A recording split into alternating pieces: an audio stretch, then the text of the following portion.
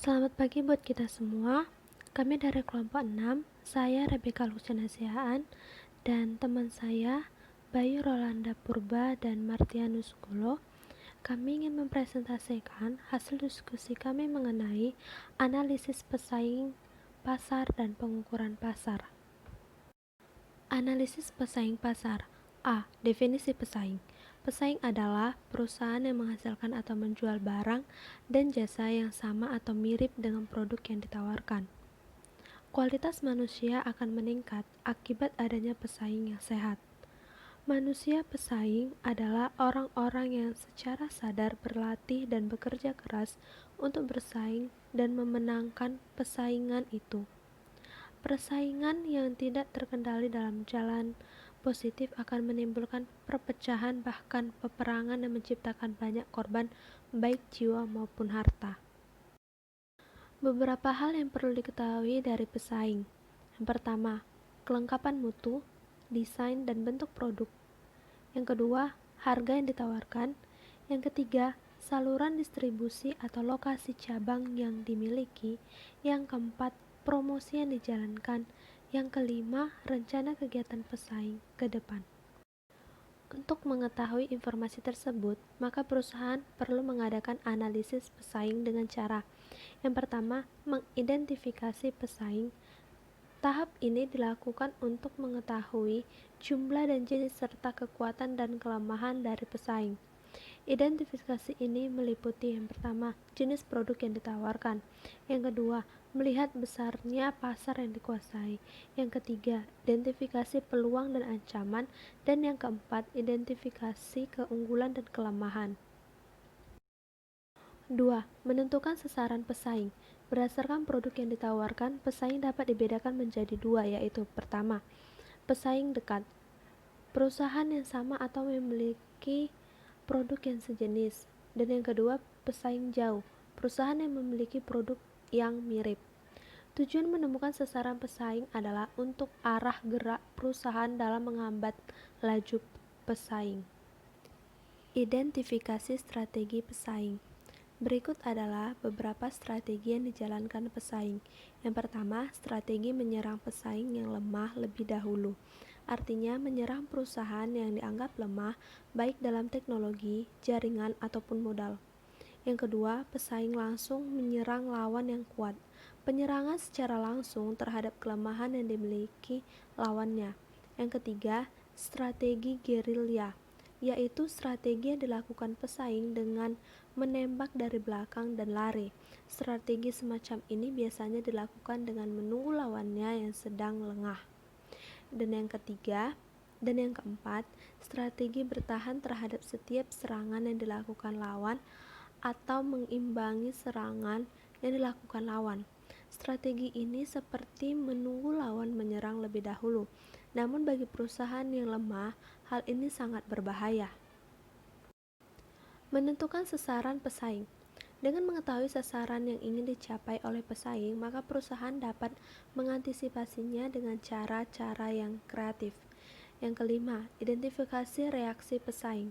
Tindakan pesaing terhadap serangan yang dilakukan oleh sebuah perusahaan akan ditanggapi secara beragam, mulai langsung membalas, diam, dan berusaha mempelajari lebih dahulu baru membalas.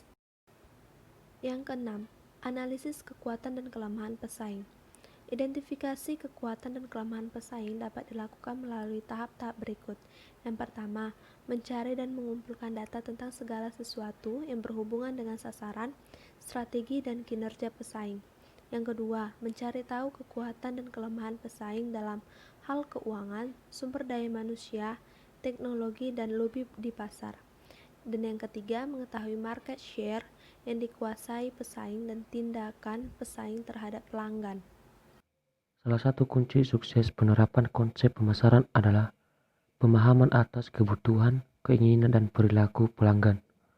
Untuk itu, perusahaan harus mau dan bersedia mendengarkan suara pelanggan melalui analisis pasar. Ada 6 langkah analisis pasar. Yang pertama, menentukan pasar relevan. Kedua, menganalisis permintaan primer untuk pasar relevan. Ketiga, menganalisis permintaan selektif dalam pasar relevan. Keempat, menetapkan segmen pasar. Kelima, menilai persaingan. Keenam, mengidentifikasi pasar sasaran potensial. Penentuan pasar relevan merupakan serangkaian produk atau jasa di dalam struktur pasar produk total yang dinilai pihak manajemen sangat penting dan strategis. Struktur pasar produk merupakan gambaran mengenai tingkat substitusi di antara serangkaian produk atau jasa yang memenuhi kebutuhan yang sama. Permintaan primer untuk pasar relevan. Permintaan primer mencakup permintaan pada level kelas produk, misalnya kopi versus teh, kereta api versus pesawat terbang, dan mentega versus minyak goreng. Di dalam langkah ketiga ini, manajer berusaha menggambarkan profil atau karakteristik pembeli dan memahami faktor-faktor yang mempengaruhi proses pembelian untuk semua merek dan produk dalam pasar relevan. Identifikasi pembeli dapat dijabarkan ke dalam 3 kategori atau karakteristik. Karakteristik yang pertama, pembeli atau pengguna yang berdasarkan lokasi, demografi, dan gaya hidup. Yang kedua, pusat pembelian, di mana semua individu yang terlibat dalam keputusan pembelian. Ketiga, perputaran pelanggan, artinya di mana sebuah organisasi harus mengganti semua atau sebagian besar individu di pasarnya dikarenakan perubahan karakteristik konsumen. Alasan pembeli potensial tidak menggunakan produk tertentu. Alasan yang pertama, produk dan jasa terkait. Alasan kedua, masalah dalam pemakaian. Ketiga, kompatibilitas nilai atau pengalaman. Keempat, risiko yang dipersepsikan konsumen. Risiko tersebut berupa risiko finansial, risiko fungsional, risiko fisik, risiko psikologis, risiko sensoris, dan risiko sosial. Faktor-faktor yang membatasi kemampuan konsumen untuk membeli suatu produk. 1. Faktor biaya. 2. Faktor kemasan dan ukuran. 3. Ketersediaan spasial. Analisis permintaan selektif. Permintaan selektif adalah permintaan akan merek atau pemasok spesifik dalam pasar relevan.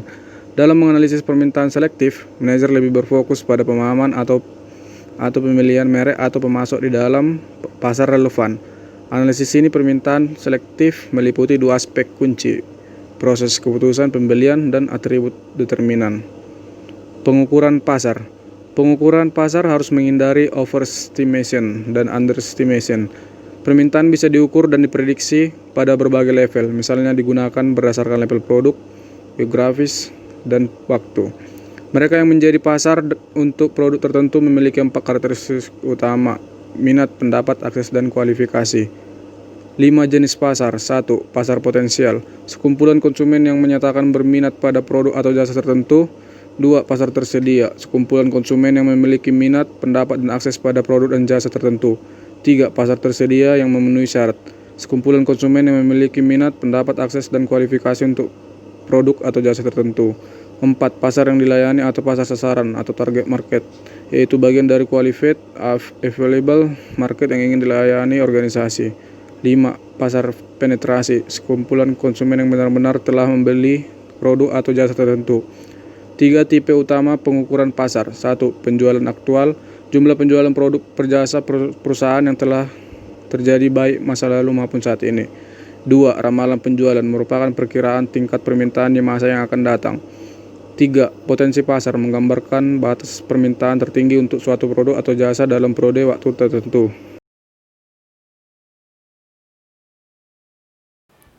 Demikianlah hasil presentasi kami mengenai analisis pesaing, pasar dan pengukuran pasar. Jika ada pertanyaan, kritik ataupun saran, boleh disampaikan pada WhatsApp grup yang telah ada. Dan mohon maaf jika ada kesalahan kata yang kami ucapkan. Terima kasih atas perhatiannya. Selamat pagi buat kita semua.